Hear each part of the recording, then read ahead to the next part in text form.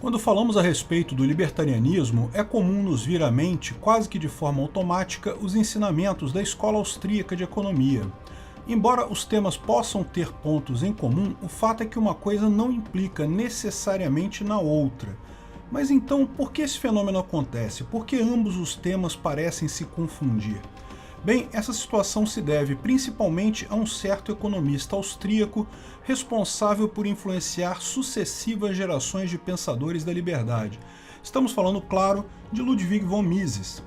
Renegado pelos seus pares da academia por falar o que ninguém queria ouvir, Mises produziu uma obra primorosa que, infelizmente, não é tão conhecida como deveria ser.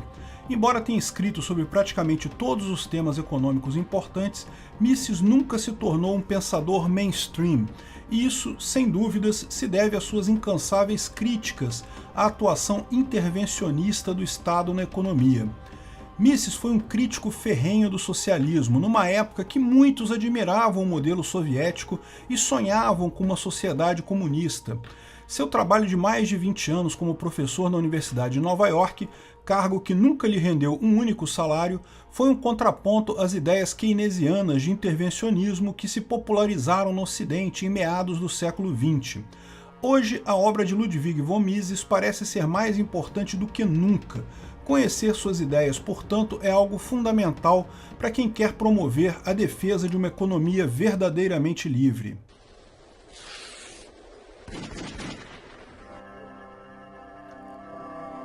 Quem foi Ludwig von Mises? Ludwig Heinrich Elder von Mises nasceu em 29 de setembro de 1881 no seio de uma rica família judaica na cidade de Lviv. Naquela época, essa cidade fazia parte da região da Galícia e integrava o então Império Austro-Húngaro. Futuramente, a Galícia seria dividida entre a Polônia e a Ucrânia, sendo que a cidade natal de Mises se encontra hoje em território ucraniano. O pai de Ludwig, Arthur, foi elevado à nobreza austríaca poucos meses antes do nascimento do garoto, recebendo do imperador o título de Elder. Por conta disso, seu nome e de seus descendentes passou a contar com a partícula von. Sim, o von Mises, que caracteriza o famoso da economia, é um sinal de nobreza que, obviamente, não durou muito, sendo extinto logo depois do fim da Primeira Guerra Mundial. Mises recebeu uma educação exemplar. Aos 12 anos, o jovem já era fluente em alemão, russo, polonês e francês, além de ser capaz de compreender o idioma ucraniano e de ler o latim. O irmão de Ludwig, Richard, teve uma educação semelhante e terminou por ser professor de matemática, primeiro na Universidade de Berlim e depois em Harvard. Contudo, o verdadeiro ponto de virada para o pensamento e, por consequência, para a vida de Mises aconteceu em 1900. Naquele ano, o jovem Ludwig ingressou na Universidade de Viena, onde teve contato pela primeira vez com as ideias de Karl Menger, professor de economia amplamente reconhecido como o criador da Escola Austríaca de Economia. As ideias de Menger fundamentaram o pensamento econômico de Mises pelos anos seguintes e no decorrer de toda a sua vida acadêmica. Em 1902, Mises publicou sua primeira obra, um trabalho acadêmico de título O Desenvolvimento da Relação Latifundiário-Camponês na Galícia, abordando os aspectos econômicos relativos à sua terra natal. 4 anos depois, Mises recebeu seu título de doutor em jurisprudência, tanto em direito canônico quanto em direito romano. Naquela época não havia um departamento específico de economia na Universidade de Viena, então o caminho formativo econômico passava pelo estudo do direito. Entre 1904 e 1906, Mises frequentou os seminários de Eugen von Bombauer, ministrados na Universidade de Viena, aulas que também foram assistidas por economistas de vertentes variadas, como Joseph Schumpeter e Henrik Grossman. Embora muitos considerem Mises como sucessor ideológico de Bauer, enquanto a maior expoente daquilo que era conhecido como Escola Austríaca de Economia, a verdade é que o jovem Mises absorveu muito das ideias do seu mentor naqueles anos iniciais do século XX. Nos anos seguintes, Mises trabalhou como aprendiz em um escritório de advocacia de Viena até 1909. O jovem economista ingressou na Câmara de Comércio e Indústria Austríaca, mantendo-se no cargo de conselheiro econômico do governo até 1934.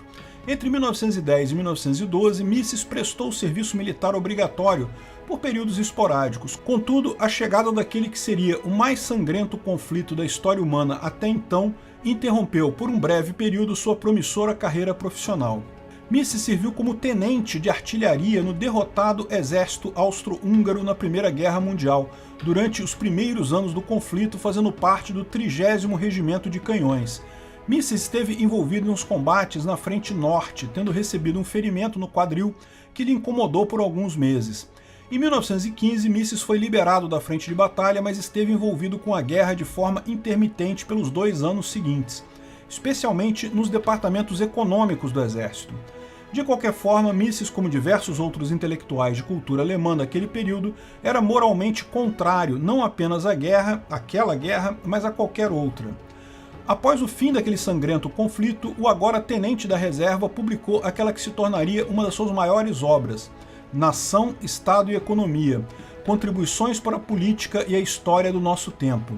Esse livro, que traz uma importante análise a respeito dos problemas da interferência do Estado na economia, está repleto do sentimento do pós-guerra, levando em conta os perigos que o revanchismo poderia trazer para a Áustria e para a Alemanha. Naquela época, em 1919, o ódio e o ressentimento tomavam conta do povo alemão, espalhado pelos decadentes Império Alemão e Austro-Húngaro. Mises parece ter identificado esse problema na citada obra ao escrever: seria o mais terrível infortúnio para a Alemanha e para toda a humanidade se a ideia de vingança dominasse a política alemã no futuro. Não deve ser o objetivo da nossa política arrastar nossos inimigos para a destruição conosco. Olha só, o Mises já antevendo a tragédia que seria o nazismo mais adiante na Alemanha. Para Mises, o caminho para o povo alemão no pós-guerra era bastante claro. Devemos tentar não ser destruídos e tentar sair novamente da servidão e da miséria. Isso, no entanto, não podemos alcançar nem por ações bélicas, nem por vingança e política de desespero. Para nós e para a humanidade só há uma salvação: retornar ao liberalismo racionalista dos ideais de 1789.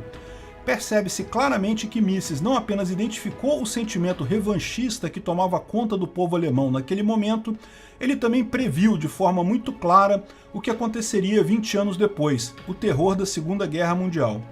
Infelizmente, como aconteceria em inúmeras outras oportunidades, suas ideias não foram tratadas com a seriedade necessária. Mises deixou seu trabalho na Câmara de Comércio e Indústria Austríaca, retomado logo após o fim da guerra, em 1934, ano que se mudou para Genebra, na Suíça, para atuar como professor universitário. Essa mudança foi motivada pela ascensão do Partido Nazista Alemão ao poder, algo que transformou de forma irreversível o mundo político austríaco daquela década. Foi em Genebra que Mises conheceu sua esposa, Margit, com quem se casou em 1938 e com a qual viveu o resto da vida. Durante a década de 1930, Mises participou de eventos relacionados à área econômica em alguns países europeus. Contudo, a eclosão da Segunda Guerra Mundial e a forte perseguição aos judeus fizeram Mises e sua esposa se mudarem para os Estados Unidos em 1940, país onde a obra e o pensamento de Mises iriam se estabelecer de forma completa. Tal como aconteceu com outros economistas liberais que fugiram da Europa naquela época, Mises recebeu financiamento da Fundação William Volcker para exercer seu trabalho acadêmico nos Estados Unidos. Entre 1945 e 1969, Mises atuou como professor visitante na Universidade de Nova York, servindo nessa função até a sua aposentadoria, o que aconteceu apenas quando o velhinho já contava com seus 87 anos. Foi durante esse período que Mises escreveu os mais importantes capítulos de sua obra, grande parte dela, cerca de 20.000 páginas, atualmente disponível no acervo do Grove City College. Os seminários de Mises ministrados pela Universidade de Nova York se transformaram em um ambiente propício para o surgimento de grandes expoentes da Escola Austríaca de Economia. Dentre os alunos mais importantes de Mises nesse período se destacam Israel Kirzner, Murray Rothbard, esse último geralmente considerado o fundador do libertarianismo moderno. Nos Estados Unidos, Mises fez amizade com a escritora Ayn Rand, com a qual nutria uma relação que variava dos elogios a acaloradas discussões. Ao longo da sua longa carreira acadêmica, Mises obteve algum grau de reconhecimento, tanto por seu trabalho quanto por suas ideias. O austríaco recebeu diversos títulos de doutor honoris causa entre os anos de 1950 e 1960, tanto na América quanto na Europa. além de vários outros prêmios e reconhecimentos por sua importante contribuição para o pensamento econômico. Mises faleceu de causas naturais no dia 10 de outubro de 1973, após 92 anos de uma longa e produtiva vida. Seu corpo está sepultado em Nova York, a cidade símbolo do capitalismo e da liberdade e que o acolheu como um filho por quase 3 décadas. Mises publicou nada menos que 47 livros, muitos dos quais são consideradas grandes obras-primas do pensamento econômico, os verdadeiros pilares da escola austríaca de economia. Sua produção acadêmica remonta aos tempos de estudante universitário, porém sua primeira grande obra foi escrita depois desse período, em 1912. Trata-se do livro A Teoria do Dinheiro e do Crédito, considerado por muitos a mais importante obra a tratar da teoria monetária. As ideias fundamentais desse livro seriam posteriormente desenvolvidas por Mises e seus estudos sobre os ciclos econômicos e a teoria marginal do dinheiro. Nos anos seguintes à Primeira Guerra Mundial, Mises se dedicou à análise econômica do socialismo, ou melhor, dos graves problemas econômicos que acompanhavam essa ideologia maléfica. Em 1920, transcorridos apenas 3 anos após a Revolução Marxista na Rússia, Mises já havia percebido a inevitabilidade do fracasso desse modelo econômico. Neste ano, o economista publicou seu famoso ensaio O Cálculo Econômico sob o Socialismo. Nós já dedicamos um vídeo a esse tema específico aqui no canal com o título Por que o cálculo econômico é impossível no socialismo? O link está na descrição. As críticas de Mises ao socialismo, contudo, não se restringem a esse ensaio. Em 1922, Mises publicou seu livro Socialismo, uma análise econômica e sociológica, uma obra considerada por muitos como a maior e mais bem estruturada crítica ao socialismo já escrita. Lembre-se que Mises apresentou todos os problemas da economia socialista numa época que essa ideologia estava movendo corações por todo o mundo, muito antes do colapso da União Soviética ou das crueldades socialistas praticadas em países como a China e o Camboja ficarem mundialmente conhecidas. Mises já afirmava categoricamente que o socialismo era um sistema antieconômico e irracional. Em 1927, Mises publicou seu livro Liberalismo, que é um contraponto ao que foi abordado em sua análise sobre o socialismo marxista. Nessa obra, Mises expõe os motivos pelos quais acredita que uma sociedade liberal é moralmente superior a qualquer outra. Também neste livro, Mises critica o colonialismo, em franca aplicação naqueles anos 1920, além de novamente apontar os problemas que a intervenção estatal causariam no povo alemão no futuro. Em 1944, já estabelecido nos Estados Unidos e com a Segunda Guerra Mundial caminhando para o seu fim, Mises publica sua obra Burocracia. Nesse livro, Mises não apenas critica a burocratização do Estado, que leva de forma inevitável a uma menor eficiência econômica, especialmente se comparada à eficiência da busca pelo lucro, que é inerente à iniciativa privada. Mises também aponta para o fato que o estabelecimento de uma burocracia estatal como padrão para o mundo ocidental representava, na verdade, apenas um sintoma de problemas ideológicos muito maiores. Neste livro, o autor parecia prever não apenas as causas do que aconteceria no seu tempo, mas também eventos que tomariam lugar nas décadas seguintes. Mises afirmou que os totalitários chamariam a si próprios de progressistas, enquanto taxavam todos que se colocassem contra os avanços das forças imparáveis progressistas de reacionários. Qualquer semelhança com o presente não é mera coincidência. Naquele mesmo ano, e seguindo essa linha de pensamento, Mises publicou seu livro Governo Onipotente. Porém, foi em 1949, no pós-guerra, que Mises publicou aquela que é considerada sua obra-prima, o livro Ação Humana, com cerca de 1000 páginas de exposição econômica, que são uma leitura obrigatória para qualquer entusiasta da Escola Austríaca de Economia. Nessa obra, Mises expõe suas ideias sobre a praxeologia, ou estudo da ação humana, demonstrando que as atitudes individuais baseadas em escolhas próprias e no conhecimento disperso são determinantes para os fenômenos econômicos observados de forma geral na sociedade. Em 1956, desiludido pela forma como suas ideias liberais não foram acolhidas pelos economistas de sua época, Mises publicou A Mentalidade Anticapitalista. Nessa obra, o autor busca explicar os motivos sociais e psicológicos pelos quais o capitalismo, o grande responsável pelo exponencial aumento da riqueza humana, era tão criticado por intelectuais e estudiosos. No fundo de tudo, Mises percebeu, estavam os sentimentos de ressentimento e inveja, os grandes motores das ideias socialistas. A última grande obra de Mises foi publicada no ano seguinte e leva o título de Teoria e História.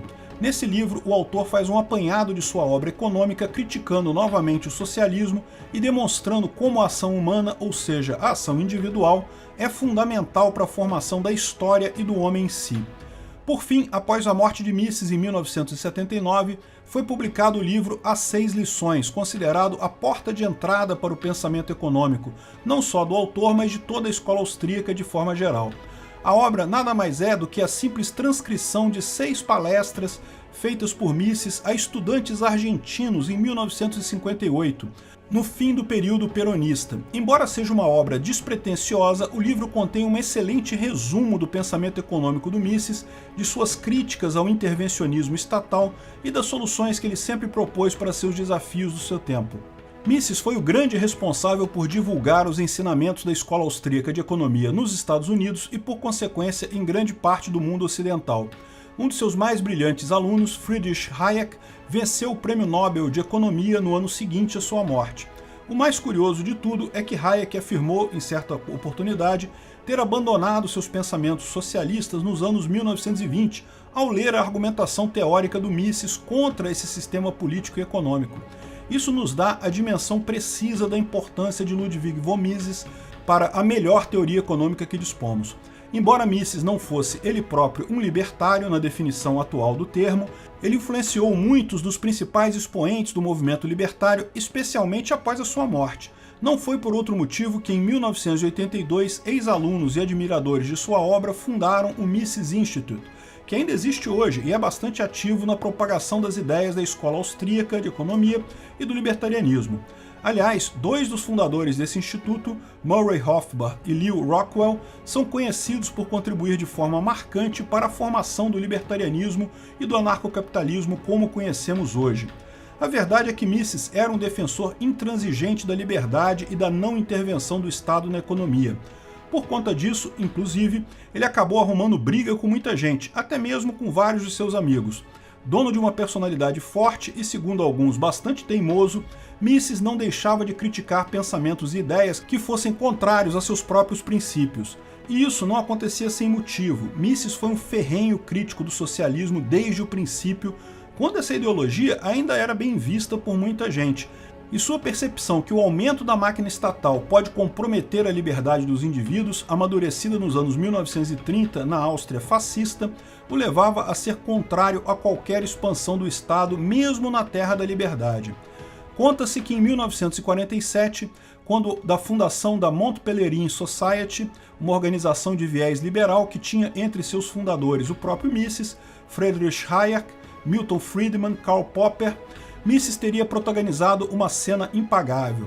No meio de um debate a respeito de impostos, distribuição de renda e tributação progressiva, Mises levantou-se num arroubo de furor e se retirou do recinto, dizendo aos presentes: "Vocês são um bando de socialistas." Ludwig von Mises foi renegado pelo mainstream da academia durante muito tempo e sua obra foi relegada a uma nota de rodapé na história acadêmica por muitas décadas. Seus seguidores não passavam de um punhado de indivíduos que pensavam fora da caixinha, isso pelo menos até o advento da informação descentralizada e distribuída. Nos últimos anos, a obra de Mises passou a conquistar a relevância merecida, e a frase "menos Marx, mais Mises" começou a figurar em estampas de produtos, publicações na internet e até mesmo em discursos políticos. O tempo será responsável por fazer justiça a Mises e sua obra. Infelizmente, contudo, muitos erros foram cometidos e muito sofrimento foi imposto à humanidade devido ao fato de que os alertas presentes nos livros e artigos do Mises terem sido ignorados por tanto tempo. Ainda assim, é sempre importante rever seus pensamentos e suas ideias econômicas porque sua obra continua mais atual do que nunca. Mises não foi apenas um economista brilhante, ele também provou ser um pensador atemporal, uma referência para seus contemporâneos e para as gerações futuras, num período em que o Estado cresceu e avançou de forma feroz sobre as liberdades individuais.